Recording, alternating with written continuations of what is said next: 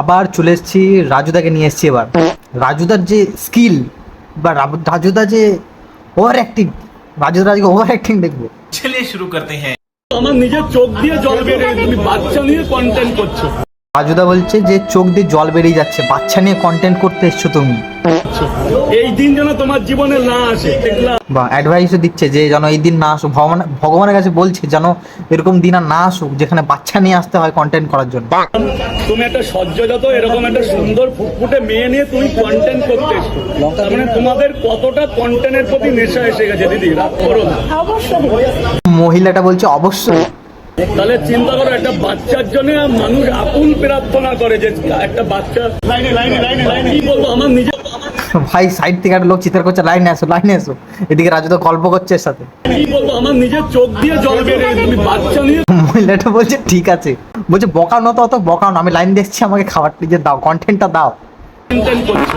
এই দিন যেন তোমার জীবনে না আসে।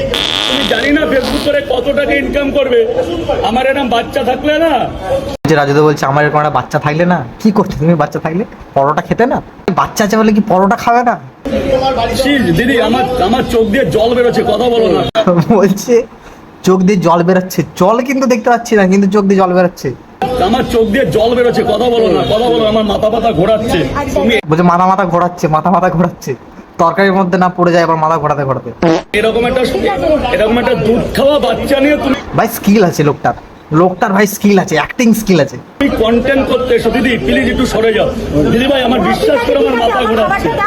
আর চোখ মুখ বন্ধ করে বলছেন মাথা ঘোরাচ্ছে, কত মাথা ঘুরছে ওর। তোমার সাথে বড় কেউ এসছে?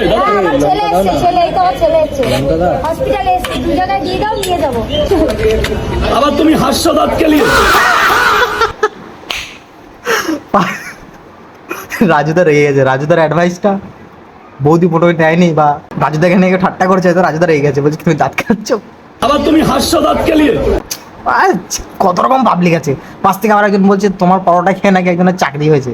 রাজুদা বলছে হ্যাঁ অনেকের হয়েছে, আমি কি যাবো নাকি পরোটা খেতে? ভাই বন্ধু বান্ধবকে খবর দিচ্ছি যে ভাই রাজুদার কাছে যা, পরোটা খা, চাকরি না পেলে এখান থেকে পেয়ে যাবি। রাজুদার পরোটা জয়।